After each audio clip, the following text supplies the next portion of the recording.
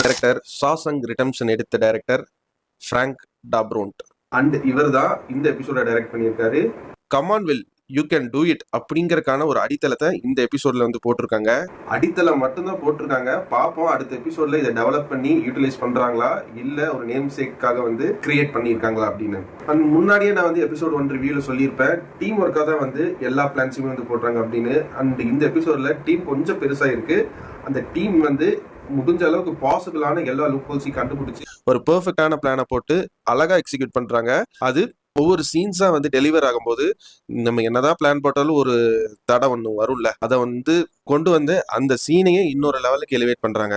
And இந்த எபிசோட்ல தேர் comes த reference, ஒரு காமிக்கை வந்து ரெஃபர் பண்ணியிருக்காங்க. அந்த காமிக்ல வர கேரக்டரை பத்தி ஒரு டீகோடிங் ஈஸ்டர் எக் என்ன வேணா சொல்லிக்கலாம். அது என்ன காமிக் யாரை பத்தி அப்படின்லாம் நான் சொல்ல விரும்பல. அது நீங்க எபிசோட்ல பார்த்து நான்